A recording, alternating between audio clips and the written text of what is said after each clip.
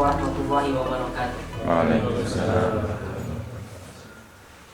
Allahumma sholli ala Muhammad wa ala alihi wa ashabihi ajma'in. Teman-teman sekalian yang berbahagia dan yang segar, Mau jalan-jalan. baru bangun tidur. Kita dan yang belum tidur dipaksa segar dulu, karena setelah ini ada ekstensi tidur. Katanya. Tidur lagi. Ya kasih. Saudara-saudara sekalian, di pagi yang segar ini mudah-mudahan Allah memberikan keberkahan. Karena keberkahan itu ada di pagi hari ketika kita memulai aktivitas kita karena al-maqsurah.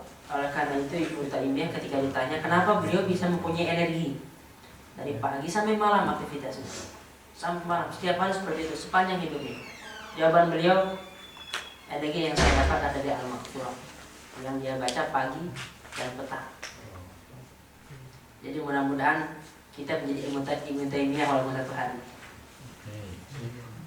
Saudara-saudara sekalian, materi kita cukup berat untuk ukuran acara zaman camp dan untuk ukuran subuh. Untuk ukuran jam 4 pagi. Kita akan membahas tentang pemuda pemikul risalah.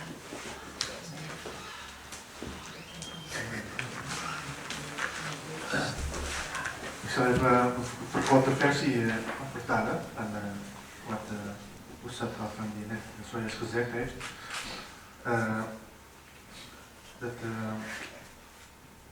Er is een sheikh in het verleden, Ibn Taymiyah. Hij was altijd fit, altijd optimaal, de hele dag. En toen hij gevraagd werd, wat is het geheim daarvan? Hij zei dat ik reciteer of ik doe dhikr iedere ochtend en iedere avond. En dat is volgens hem de reden waarom hij altijd zo fit is. Judul materi.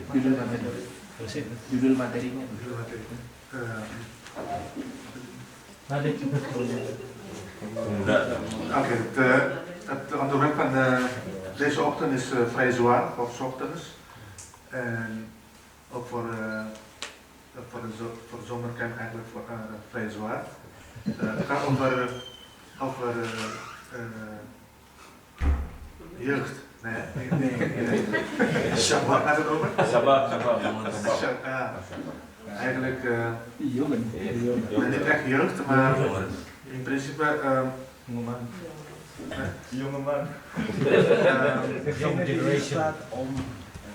wat is eigenlijk de beste vertaling van dat? Het is iemand paling bagus pemuda.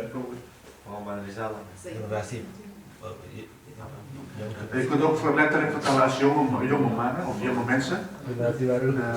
Maar het gaat eigenlijk meer om mensen die altijd energiek zijn en in het leven bloeit. En ja, denk ik dat is ongeveer de uitleg. In a simple way, our chapter topic is the duties, the great duty for the young people, for young Muslim people. But today I will not speak in English because it's quite difficult to explain all of this topic in English. Jadi bapak-bapak, ibu-ibu, teman-teman yang berbahagia. That's also difficult.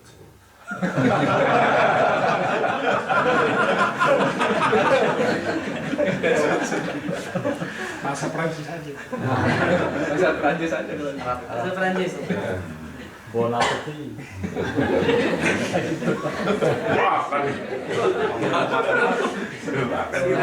Ini panitia kalau acara jam 5 memang yang ininya bon appetit semua. Suatu saat ada utusan muslim yang dikirim ke Raja Kisra Persia. Zaman itu kekuatan yang paling tinggi di dunia ini ada dua, kekuatan Roma dan Persia di zaman Rasulullah SAW. Dan Raja Persia ini unik. Di Persia rajanya dianggap Tuhan, Kisra ini. Dianggap Tuhan. Kalau misalnya menteri, seluruh menterinya itu jaraknya 5 meter maksimal mendekat. Karena apa? Nafasnya bikin bau, bikin penyakit. 5 meter nggak boleh mendekat. Kalau kiat jelata 10 meter. saking dianggap Tuhan. Nah, ketika utusan ini akan disambut di istananya, si Kisra ini ingin agar utusan ini lupa dengan pesannya, agar utusan ini kaget, agar utusan ini benar-benar bingung melihat istananya. Dibuat seindah mungkin, emas di mana-mana, didesain agar dia ini terpesona dengan istananya. Datanglah nama utusan ini Rib'i bin Amin. Datanglah ke sana dengan pakaian yang compang-camping seadanya, dengan membawa tongkat, dibawahi permadani yang sangat mahal. Tongkatnya dia tancapkan permadani itu. Enggak dia lihat sedikit pun. Datang dengan lantang, semuanya tertawa. Kaisar tertawa, para menterinya tertawa, ini utusan agama baru ini murah meriah sekali pakaiannya. Pakaian diskon semua ini.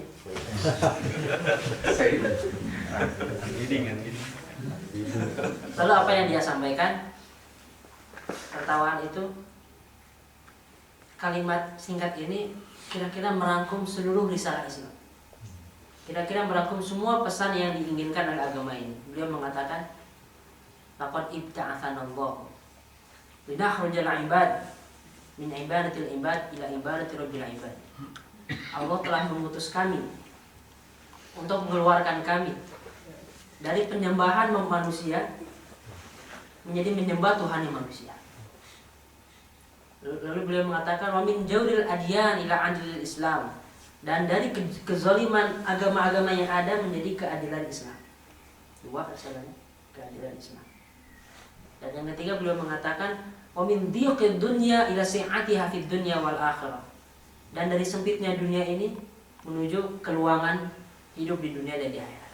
Tiga pesan. Menyembah dari memperbudak manusia oleh manusia menjadi menyembah Tuhan, lalu juga menuju keadilan Islam, dan yang ketiga menuju kelapangan hidup, yaitu kebahagiaan. Itu risalah yang dia sampaikan kepada Kisra, seorang prajurit biasa, seorang sahabat.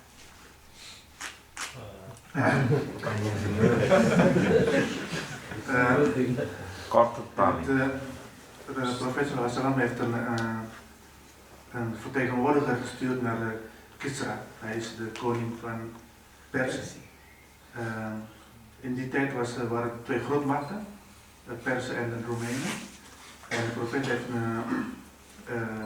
een vertegenwoordiger gestuurd naar Kisra. Kisra werd toen beschouwd als, dus hij is de koning van de Persen, maar hij werd behandeld als God eigenlijk in die tijd. Dus zijn functionarissen, de grote hoge functionarissen, die mogen niet dichterbij komen dan 5 meter, omdat het anders besmet raakte door de adem.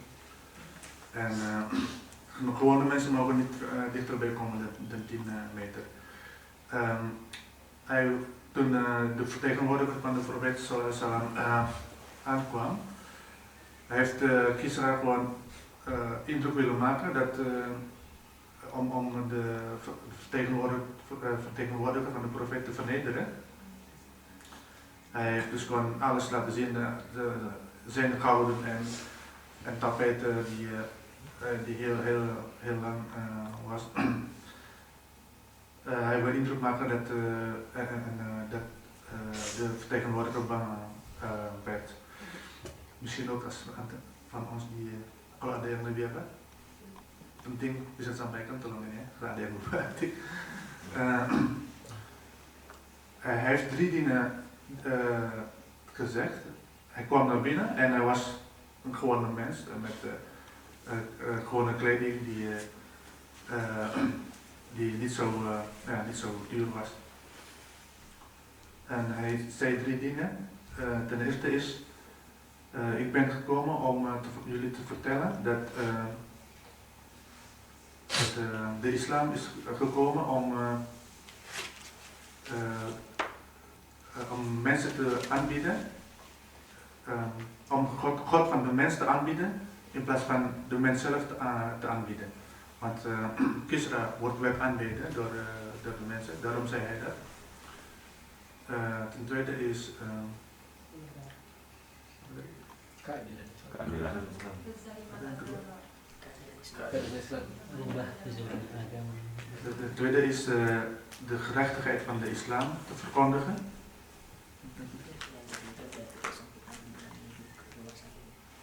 De derde is hoe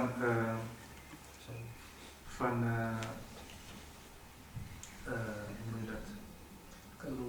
Kelapangan hidup. Ja, Kebahagiaan. sebelah banyak.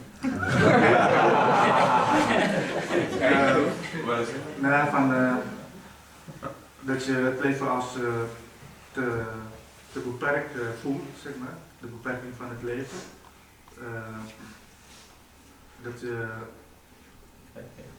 Tot de vrijheid van het leven. Verlossing of vrijheid van het leven. Baik, dari fragmen singkat ini minimal ada dua hal yang kita ambil. Pertama, bahwa dalam Islam kita mementingkan esensi. Jadi dia ini Rabi' bin Amir ketika datang dia nggak terpesona dengan hal semua itu. Jadi kalau kita beralasan, kita perlu ini untuk sebuah misi diplomasi, untuk sebuah organisasi dakwah, enggak. Intinya itu disalahnya. Intinya pesannya apa? Yang kedua, pesannya ini singkat, padat, tapi merangkum semua kehidupan Islam. Sehingga teman-teman sekalian, ternyata inilah yang diinginkan oleh Islam itu. Kita ingin agar umat manusia seluruhnya ya, bukan orang Jawa, atau bukan orang Sunda, atau bukan orang Sulawesi, atau bukan orang Indonesia. Umat Islam dikeluarkan dari kezaliman, dikeluarkan dari perbudakan, menuju keadilan Islam. Saat itu apa yang terjadi? Seluruh belahan bumi ini sedang dalam kegelapan. Misalnya ya, kasih contoh misalnya di daerah timur, di India misalnya, zaman sebelum turunnya Rasulullah, kalau suami mati, istri harus bunuh diri, ikut mati. Harus bunuh diri di India. Di Persia seperti tadi, penyembahan. Di Roma misalnya, di Roma itu seks bebas di mana-mana. Dari zaman dulu udah ada warisannya gitu. Di zaman Arab misalnya, nikah itu ada 4 jenis. Ada nikah biasa, ada nikah misalnya 8-10 orang laki-laki dengan 1 perempuan. Nanti ketika perempuan hamil, anaknya nanti dia perempuan ini tinggal pilih bapaknya mau yang mana. Di atas yang 10 itu. Contoh ini ya, contoh bagaimana akhlak saat itu. Kalau misalnya bapak meninggal, istrinya diwariskan ke anaknya. Bayangkan. Bagaimana kerusakan moral saat itu di penjuru bumi hampir merata. Nyatanya tidak jauh beda dengan yang kita rasakan sekarang. Sama kadarnya, bahkan lebih hebat kan. Oleh karena itu yang diinginkan oleh Rasulullah, apa yang diinginkan oleh Rasulullah ketika umat Islam ini masuk menjadi penakluk, masuk ke Mekah, di Fatu Mekah itu, apa yang beliau katakan? Man dakhala masjid fahuwa amin. Siapa yang masuk masjid dia aman. Wa man dakhala daru Abu Sufyan fahuwa amin. Siapa yang masuk rumah Abu Sufyan selamat. Idhabu, pergi, silakan bebas. Antum tulaqa, kalian ini bebas. Penakluk mana di bumi ini yang datang tidak membantai? Jengiskan ketika masuk Irak 1 juta penduduk Irak di bumi. Amerika pun ketika masuk Irak pembantaian. Lalu misalnya ketika tentara Salib masuk ke daerah Suriah, di daerah Syam, pembantaian besar-besaran di Ma'arat Nu'man, di Aleppo, di mana-mana. Penakluk mana di bumi ini yang tidak membuat kerusakan? Jangankan terhadap manusia, tumbuh-tumbuhan pun tidak dirusak oleh Rasulullah. Apa yang beliau katakan? Wa ma arsalnaka illa rahmatan lil alamin dalam Al-Qur'an. Makanya ketika Rasulullah menaklukkan Mekah, bukan ada pembantaian, bukan, tapi adalah rahmat. Semua dimaafkan. Ini yang disalah oleh Islam Rasulullah.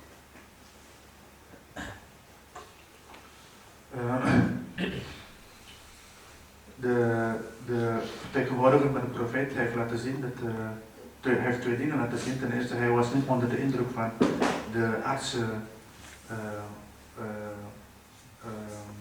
materie, zeg maar.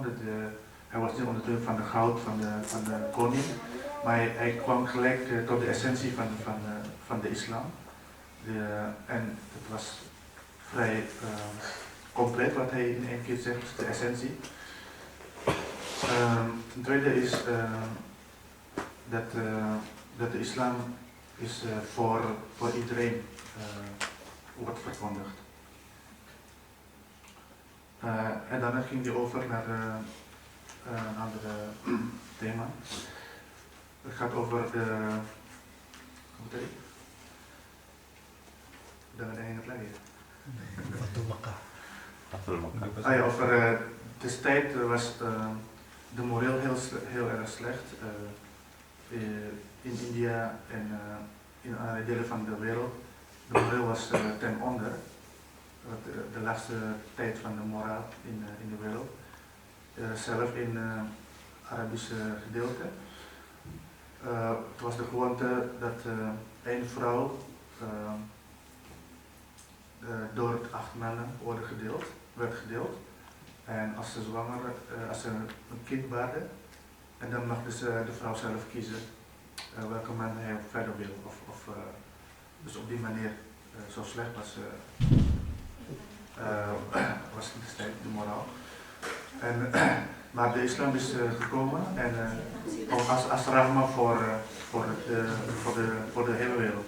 Wa arsalnaka ila rahmatan lil alamin. Ook toen Mekka is veroverd, heeft de profeet gezegd datgene die de moskee betreedt is veilig. Dus eigenlijk iedereen, maakt niet uit wie dan ook. Hè? Dus eigenlijk direct de garant van de veiligheid. Dus de islam acht de vreedzame waarde hoog, zelfs de planten mag ook niet kapot gemaakt worden tijdens een oorlog. Dus de islam dus brengt eigenlijk de hoge waarde tijdens de tijd waar de moreel erg laag was. Baik, setelah Rasulullah berhasil dengan para sahabatnya membangun sebuah kehidupan baru, kehidupan yang benar-benar baru, pemikiran baru, gaya hidup baru, bahasanya pun bahkan baru, bahasa yang asalnya bahasa orang-orang di Jazirah Arab itu, dari Mesir itu bukan bahasa Arab tuh, dari Maroko itu jadi bahasa Arab semua, jadi bahasa Islam. Rasulullah generasi setelahnya, generasi para tabi'in, tabi'ut tabi'in, daulah Umayyah, Abbasiyah, dan di zaman daulah Abbasiyah umat Islam sampai pada puncak kejayaan. Setiap orang punya kontribusi.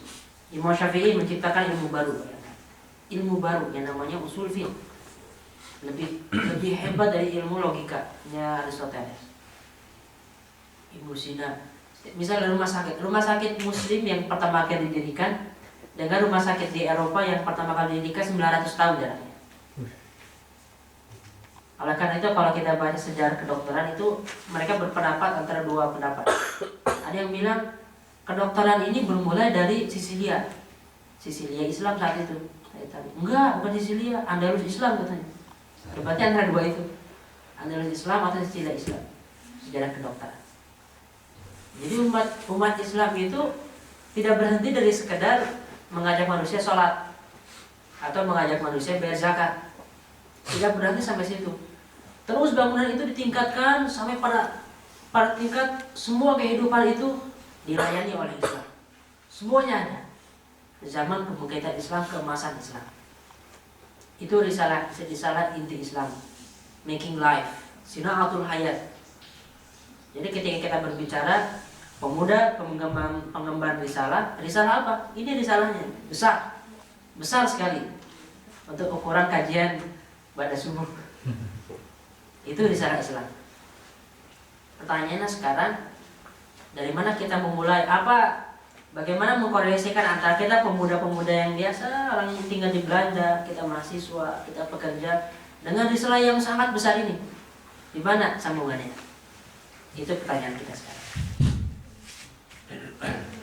De islam stopt niet alleen de mensen te roepen naar salat te doen en naar de moskee te gaan of hajj en zakat, maar de islam probeert alle aspecten van het leven vooruit te laten gaan, te verhogen. Dus zoals bijvoorbeeld Ibn Sina, die heeft eigenlijk medicijnen als eerste verkondigd, medicijnleer als eerste verkondigd. De eerste ziekenhuis in de islamitische wereld. Het verschil tussen de eerste ziekenhuis in de islamitische wereld en de eerste ziekenhuis in Europa is 900 jaar, dus er is verschil. Dus dat laat zien dat de islam gaat over allerlei aspecten van het leven. De vraag is nu, wat is nu, hoe kunnen we ons leven hier in Europa of in Nederland als jonge mensen te converteren in wat de islam, hoe de islam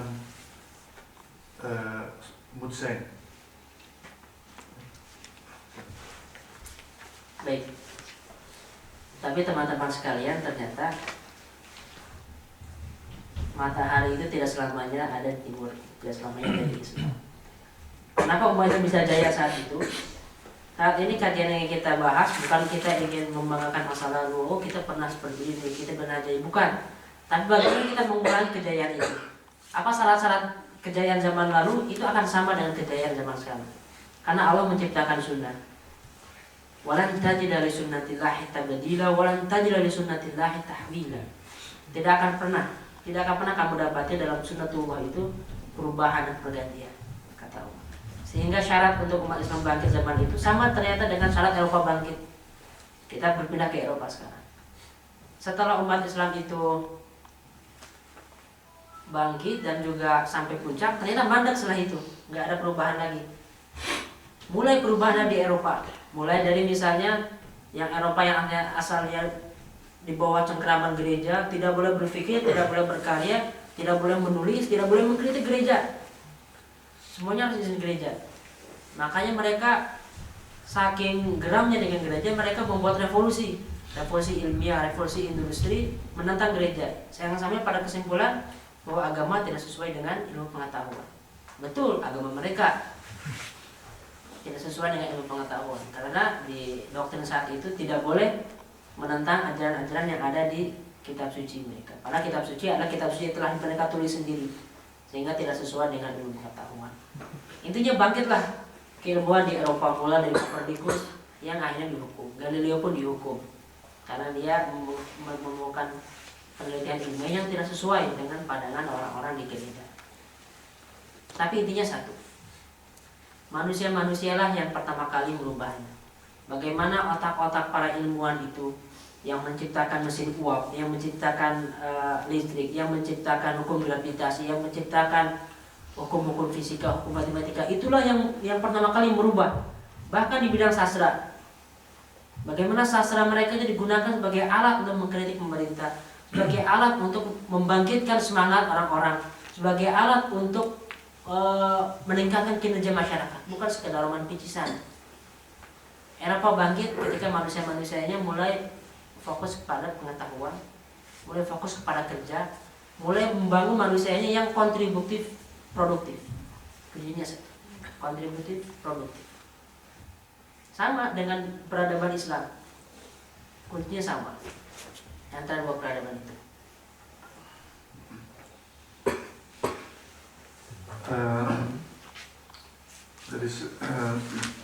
De voorwaarde van de vooruitgang is altijd dezelfde gebleven. Toen de islam wakker is geworden, of de islam de wereld in vooruitgang heeft gebracht, is dezelfde voorwaarde ook als hoe Europa vooruit is gegaan. De essentie is de mensen zelf.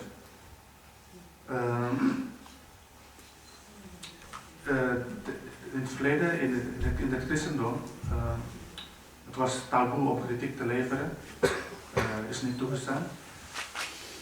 Zelfs als je de wetenschappers die nieuwe dingen uitgevonden hebben, die werden zelf gestraft, omdat het in strijd was met hun religie. Zodat hun kreet op ons ontstaan dat geloof is, wetenschap is tegenstrijdig met geloof, maar in feite is alleen maar tegenstrijdig niet met de islam, maar wel met het christendom. De essentie is dat de mens contributief moet zijn, dat de bijdrage moet leveren aan de maatschappij en aan het leven. En ook productief moet zijn.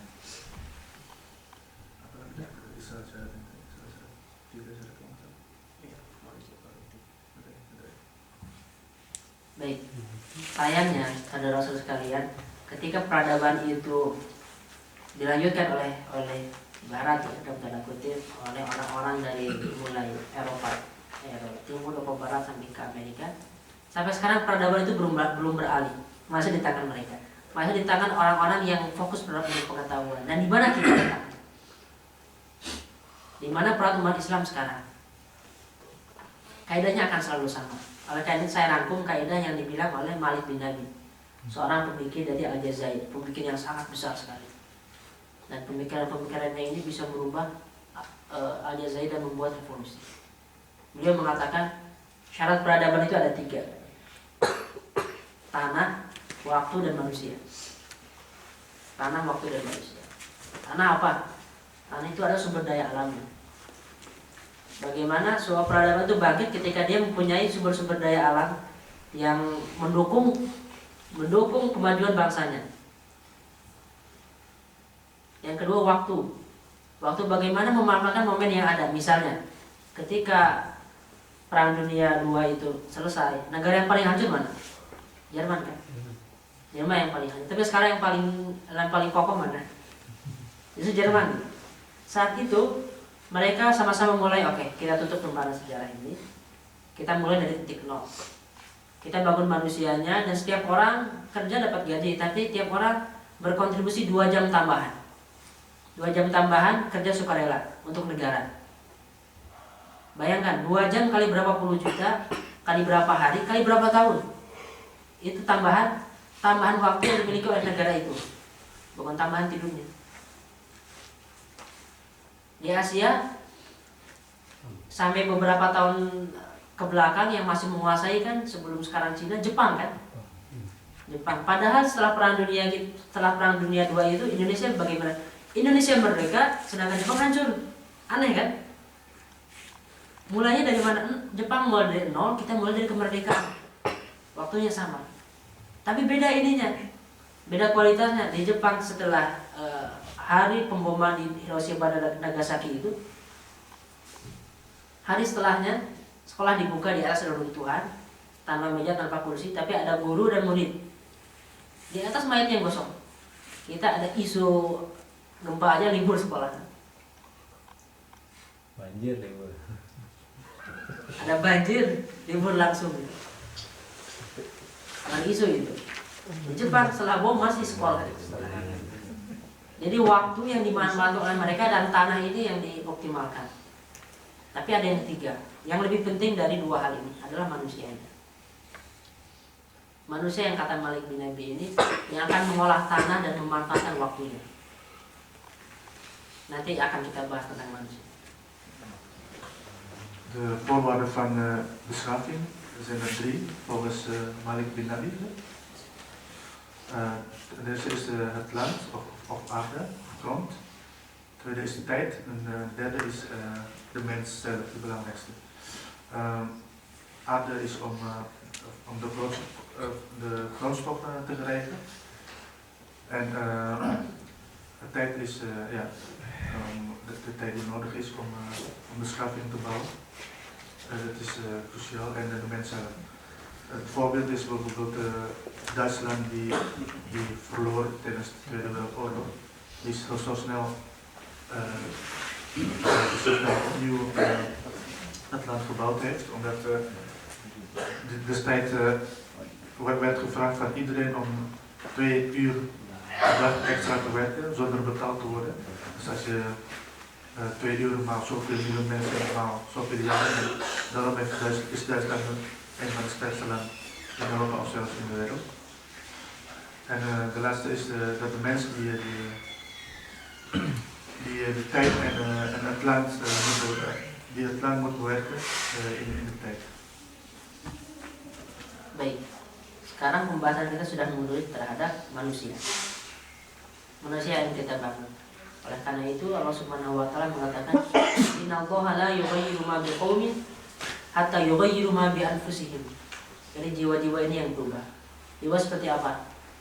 Contoh ya, kalau kita buat analogi, kalau ada pertukaran penduduk Amazon dengan penduduk Jepang misalnya. Amazon kan primitif ya sampai sekarang. Masyarakat di Amazon. Kita tukar, penduduk Jepang semuanya tinggal di Amazon, penduduk Amazon semuanya tinggal di Jepang. Apa yang terjadi kira-kira? Jepang yang canggih seperti itu dalam waktu singkat, restoran dibuat tidur, lalu juga kasur dibuat masak, kasur dibuat misalnya tameng nih, ininya bagus nih, banyak empuk katanya. Elektronik rusak semuanya, tidak ada yang jalan sistem kotanya. Jadi kalau diasumsikan bahwa peradaban itu adalah bangunan yang bagus, silahkan gunakan tuh teknologi Jepang oleh rakyat Amazon. Seperti apa jadi? Dan Amazon yang hutan itu kira-kira dalam waktu 50 tahun akan seperti apa? Jadi kampung kecil kan? Dari kampung kecil menjadi kota-kota yang kecil. Dari kota kecil mungkin menjadi Tokyo dalam waktu 100 tahun. Jadi manusia yang merubah tanah itu, yang memanfaatkan waktu itu. Tapi dari mana kita mulai? Jadi manusia apa yang akan kita rubah terlebih dahulu? Dan ini sudah ada rumus dari Rasulullah SAW. Rasulullah mengatakan, "An-nasu kami'atil ibil, takadu la tajid rahilah." Manusia itu seperti 100 unta katanya. Di antara 100 unta itu hampir tidak didapati satu aja yang bisa memimpin. Maksudnya apa? Maksudnya dari 100 orang itu dibutuhkan satu aja pemimpin yang hebat, berubahlah 100 orang itu. Jadi kalau Indonesia itu 220 juta, butuh berapa? 22 juta. Kita membutuhkan 22 juta pemuda yang benar-benar punya kualitas tinggi. 22 juta. Jadi kalau misalnya organisasi Islam, yayasan Islam, komunitas Islam belum mampu mencetak 20 juta pemuda muslim yang benar-benar berkualitas, ini belum sampai pada skala hadis Rasulullah SAW. Dari niat itu la takadu tajid rahilah. Dari 100 unta itu perlu satu unta yang memimpin. 22 juta target kita. 2.200.000 ya? Iya, 2.200.000. Untung ada ahli matematik. Mikirnya lama tadi itu. Oh, nggak nyampe loh itu. Mikirnya lama. Jepang nggak bisa. Zoals we zeggen is de belangrijkste factor in de beschaving is de mens. Gustav die heeft vergelijking gemaakt tussen wat zou er gebeuren als de bevolking van Japan verhuist naar Amazon en andersom de bevolking van Amazon verhuist naar Japan. Japan is een modern land met hoge technologie. Amazon is juist gewoon helemaal achter, loopt helemaal achter. Wat gaat er dan gebeuren als die bevolking van land gaat wijzigen? We zullen zien dat Japan binnen korte tijd ook een land die ook helemaal achter gaat lopen. Want de mens die het land runt, is ook nog achteruit, nog niet helemaal ontwikkeld. Andersom, we gaan zien dat het Amazongebied binnen korte tijd een dorp wordt en dan een stad en misschien heel snel ook een modern land wordt. Dus het gaat erom dat de mens is de belangrijkste factor in de beschaving.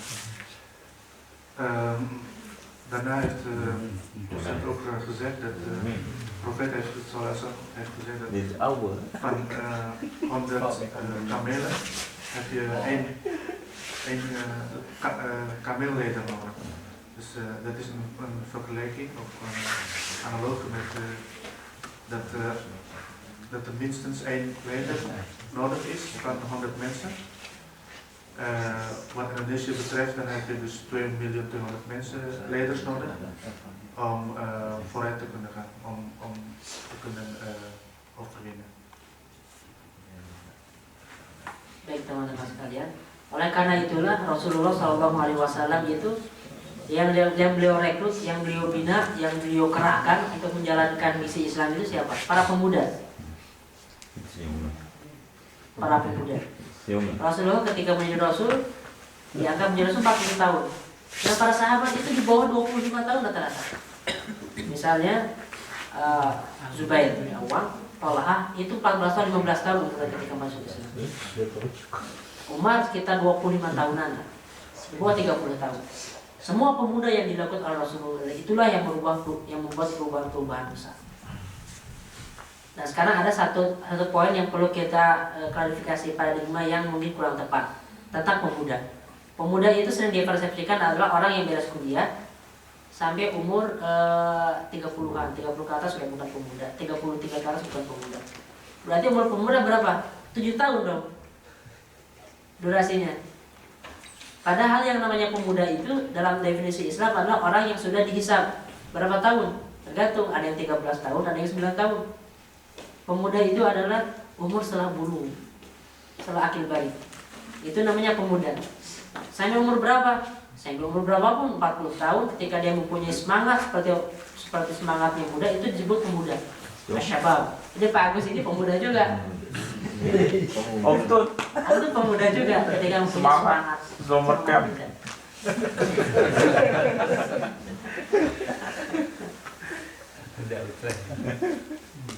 Misalnya saudara-saudara sekalian, pemuda-pemuda yang kita jadikan contoh di zaman Rasulullah, Zaid bin Thabit. Suatu saat Zaid bin Thabit ini ingin ikut perang Badar. Ikut gitu ya, dia sembunyi-sembunyi, ketahuan oleh Rasulullah. Dia nggak boleh ikut, masih kecil, 13 tahun. Dia nangis pulang ke ibunya. Ibunya ini tahu nih. Nah ini pesan ke ibu-ibu bagaimana mengenal potensi terdalam anaknya. Zaid bin Thabit ini bisa baca, bisa tulis. Yang zaman itu belum banyak yang bisa baca tulis. Mas saya bisa ikut perang Badar nih, saya kesel. Karena saya ingin berjuang. Ingin berjuang untuk Islam, kan ada jalan yang lain. Gak mau saya pengen perang. Kamu ini bisa baca, bisa tulis. Kamu coba bilang ke Rasulullah apa yang bisa saya lakukan untuk Islam. Umur 13 tahun, anak SMP kalau kita ini. Apa yang beliau lakukan? Kata Rasulullah, ta'allamu lughatal yahud fa inni la amanu ala kitabatihi. Pelajarilah bahasa Yahudi gitu, bahasa Israel, bahasa Yahudi. Karena saya tidak tenang dengan apa namanya? Dengan tulisan-tulisan mereka. Mungkin aja ada yang diselewengkan. 2 minggu selesai bahasa Ibrani gitu. Kita 2 tahun belum lulus bahasa Inggris. Bahasa Inggris nggak dulu. Gak hanya itu, bahasa Suryani dipelajari juga. Bahasa Persia dipelajari juga, bahasa Roma dipelajari juga. 13 tahun dia menjadi penerjemah resmi. Penerjemah resmi negara 13 tahun. Pak Lukman. Pemuda juga. Kawan, saya kasih contoh yang lebih ekstrim. Contoh yang lebih ekstrim agar pikiran kita terbuka gitu. Jangan contohnya yang kecil-kecil gitu. Yang lebih ekstrim. Ketika zaman dakwah Syria itu kan zaman dakwah yang kalau kita itu di bawah tirani diktatorisme ya. Bahaya gitu. Jadi harus sembunyi-sembunyi rahasia. Jangan sampai menyebarkan informasi ke orang yang nggak amanah kan. Jangan sampai menyebarkan dakwah Islam, menyebarkan ini Islam loh, agama baru ke orang yang ember mulutnya gitu. Baru ngomong dia keluar saya diajak oleh Muhammad loh. Saya pertama kali loh Islam namanya. Oh udah keburu digerebek sama Abu Jahal. Berarti yang dipilih kan orang-orang terpilih. Orang yang bisa menjaga amanah, orang yang serius dan orang yang benar-benar tingkat kesabarannya setingkat dengan orang-orang intelijen gitu. Dia bisa menjaga rahasia. Yang beliau ajak siapa? Ali bin Abi Thalib 10 tahun. 10 tahun kan anak SD. Kalau kita ketika dikasih tahu seperti itu, Om, ada agama baru nih Om. 10 tahun. 10 tahun menjadi kader utama dakwah, direkrut oleh Rasulullah menjadi kader Islam. Diminta jangan bocorkan ini, hanya orang-orang terdekat. Itu artinya teman-teman sekalian, usia muda sejak bulughah itu sudah bisa memikul tugas-tugas besar. Saya hanya ingin mengatakan itu, bukan pasca kuliah. umur 23 tahun. Apalagi pas yang menikah misalnya 26 tahun. Bukan. Usia tanggung jawab pemuda, tugas-tugas yang tadi saya bilang besar di sana ini dipikul oleh siapa? Dipikul oleh orang yang sudah balik. Itu usia starting kita. Jadi kalau kita sekarang umur sudah berapa tahun setelah usia balik kita, ya tinggal kita evaluasi.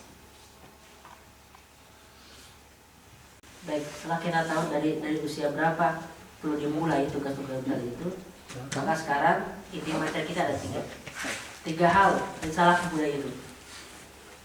Yang pertama adalah menyiapkan rencana kerja unggulan.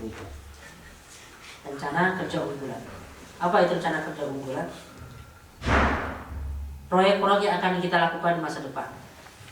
Sedini mungkin proyek ini disiapkan, lebih efektif itulah hasilnya akan didapat. Kalau dimulai umur 30 tahun, seperti itulah yang didapat. Tapi nggak masalah, karena dalam Islam malah yudroku kullu. Apa yang tidak bisa diambil semuanya, jangan ditinggalkan semuanya. Lakukan apa yang bisa. Tapi selagi kita mempunyai kesempatan sekecil mungkin itu dimanfaatkan. Misalnya anak-anak kita. Pernah suatu saat para pembesar Arab ini lewat melihat Muawiyah masih kecil. Mereka bilang, "Inni la azunnu hadzal ghulam sayasudu qaumahu." Saya punya feeling nih katanya. Anak kecil ini akan memimpin kaumnya. Ibunya dengar, dia marah. Fakiltuhu in kana la yasudu illa qaumahu. Enak aja kaumnya.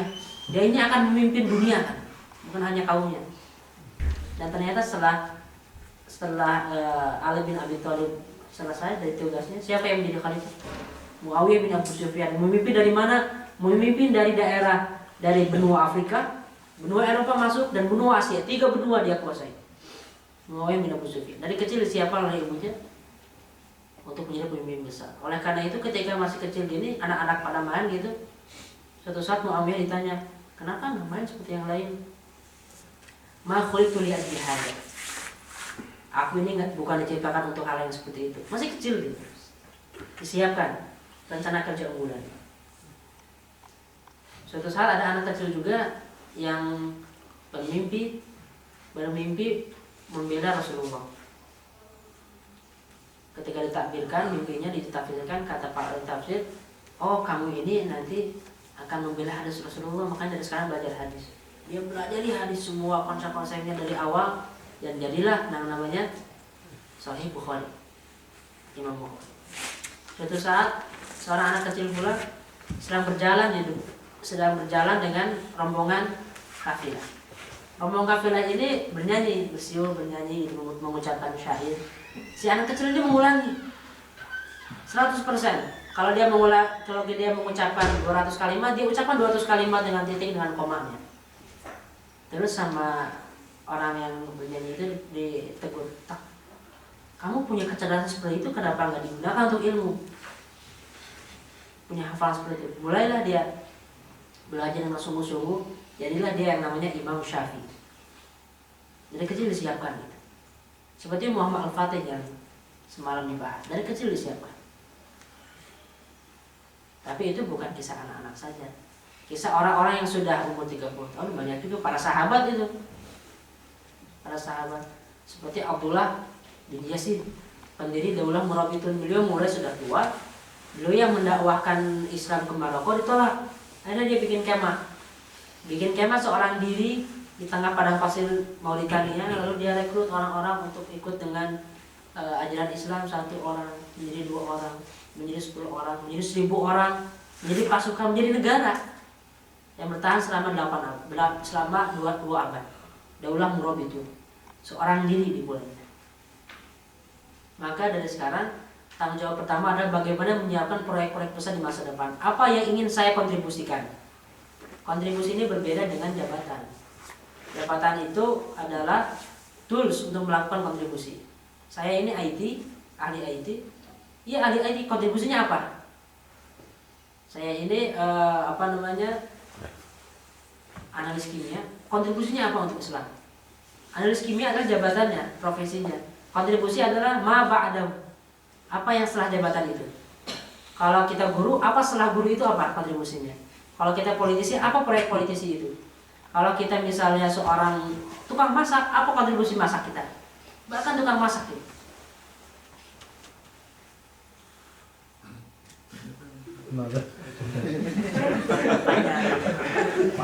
Yang kedua, setelah kita mempunyai proyek-proyek yang akan kita lakukan, 30 tahun lagi, 40 tahun lagi, proyek terbesar dalam hidup saya adalah ini.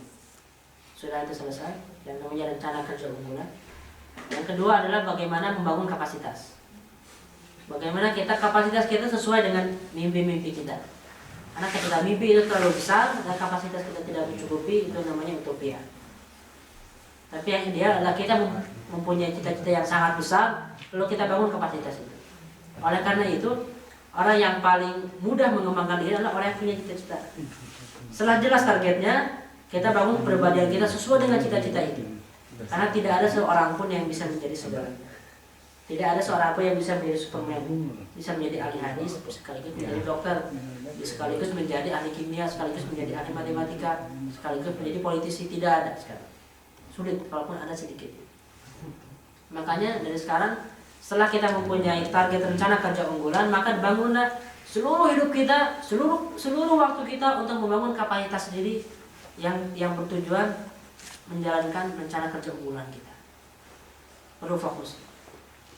Karena peradaban ini dibangun oleh para spesialis yang tadi saya bilang, bukan oleh para generalis, bukan oleh orang-orang yang ahli biologi di Indonesia, di kuliahnya pas di Indonesia dia buka restoran misalnya. Sekolah ekonomi itu jadi tukang serawan. Bisa aja, bukan masalah. Tapi kita membutuhkan spesialisasi, membutuhkan kepakaran. Karena Eropa bisa bangkit, Barat bisa bangkit itu dari mana? Setiap orang itu khusus di bidangnya, profesional di bidangnya, expert di bidangnya. Ahli kimia di kimia, ahli matematika di matematika, musik di musik. Saya pada tingkat yang kita udah nggak paham gitu, notnya saking terlalu canggih. Itu yang perlu kita bangun di kualitas pemuda kita, menjadi seorang spesialis yang teliti. Itu poin kedua, membangun kapasitas. De eerste punt was het definiëren of plannen van de belangrijke projecten van het leven. Het tweede is het opbouwen of het bouwen van de capaciteit, of misschien capacity building. Dat is heel belangrijk omdat Europa is modern geworden door specialisme van de mensen in Europa. Dus iedereen moet bijdrage leveren in zijn eigen specialiteit. Dus door de capaciteit te bouwen. Yang terakhir, setelah proyek ada, setelah kapasitas dibangun, yang ketiga adalah realisasinya, kontribusinya. Nah, kontribusi ini ada dua cara, ada personal, ada organisasional. Tidak masalah dua-duanya, tidak semua bisa kita gabungkan dalam sebuah organisasi. Ada orang-orang yang kontribusinya personal seorang. Misalnya saya kasih contoh misalnya. Di Mesir itu ada seorang ulama luar biasa, namanya Roghib Sejari. Luar biasa sekali. Beliau itu seorang dokter tapi dia pakar sejarah Islam dan ulama besar juga, karena dokter gitu. Di dokternya spesialis, di ulamanya spesialis juga. Beliau ini punya website, juga membangun jaringan dan juga organisasinya semakin besar. Dia sendiri yang bangun. Ketika Muhammad Mursi kemarin kampanye, Muhammad Mursi ini naik, dia dengan timnya punya juru kampanye yang udah resmi. Tapi Roghib Sejani, Dr. Roghib Sejani seorang diri yang membantu beliau, mempunyai dampak yang sangat besar. Berapa puluhan ribu yang dengar ceramahnya, yang simpati ke dia, memilih Muhammad Mursi gara-gara beliau. Seorang diri, itu kontribusi dia. Walaupun tidak terorganisir dalam sebuah organisasi. Jadi bisa personal seperti itu, tapi ada yang lebih efektif ketika kita mengikuti sebuah komunitas. Komunitas apapun itu. Komunitas misalnya Muslim di Muhammadiyah, itu lebih besar dibanding kalau kita berkontribusi seorang diri, atau di NU, atau di PII misalnya. Dimanapun itu. organisasi Islam atau organisasi kemanusiaan. Karena apa? Kekuatan berjamaah, kekuatan bersama itu lebih kuat dibanding kekuatan yang personal. Oleh karena itu, dalam sejarah Islam semuanya itu capaian-capaian besar itu diciptakan oleh orang-orang yang punya cita-cita, oleh orang-orang yang punya kapasitas, tapi mereka bersama-sama dalam sebuah jamaah atau sebuah organisasi atau sebuah institusi. Itu yang membuat ledakan-ledakan peradaban. Nah, itu yang kita ingat di pemuda-pemuda kita. Baik, pada akhirnya saudara sekalian, ibu-ibu, bangunan-bangunan surga itu harga sewanya mahal. Dan bidadari surga itu pahalanya juga mahal. Maka kita ingin menghadap Allah itu dengan sederet amal yang paling unggul, yang paling besar. Kita pernah 1 atau 2 kali dalam hidup ini memberikan kontribusi bagi kemanusiaan, memberikan kontribusi bagi umat manusia atas nama Islam, menambahkan sedikit perubahan itu atas nama Islam. Sehingga kita ketika suatu saat bertemu Allah, ya Allah, aku mengharap rahmat-Mu dan aku telah berusaha semampu aku di dunia dengan amal-amal yang bagiku inilah amal-amal terbesarku. Dengan amal ini saya berharap rahmat-Mu untuk masuk ke surga. Hanya itu modal kita. Oleh karena itu dari sekarang tentukan apa misi besar kita dalam hidup. Dan tentukan kapasitas kita, bangun kapasitas itu dan segeralah eksekusi personal ataupun berorganisasi.